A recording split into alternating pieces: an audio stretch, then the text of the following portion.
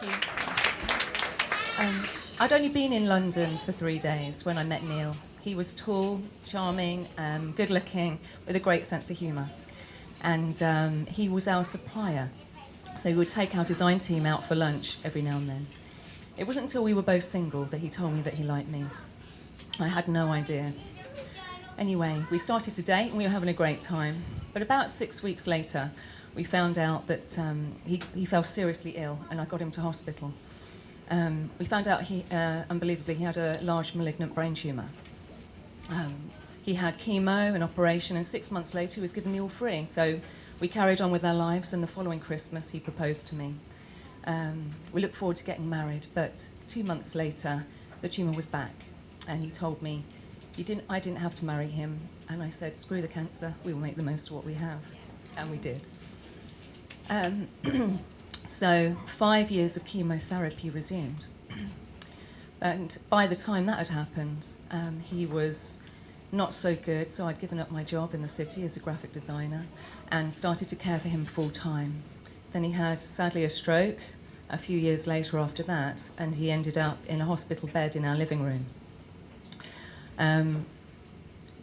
I had to have a break every now and then, so he'd go into a hospice for a week.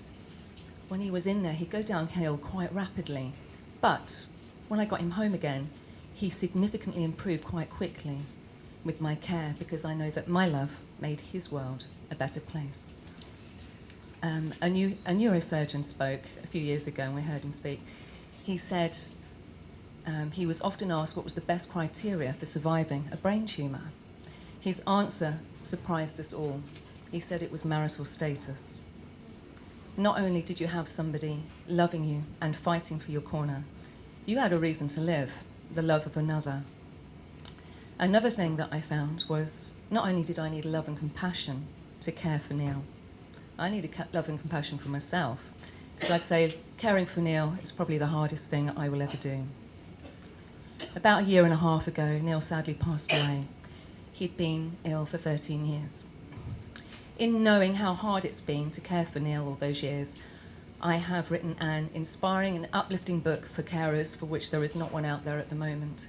Because I want to make their world a better place. I am looking for a publisher if anybody can help. Thank you.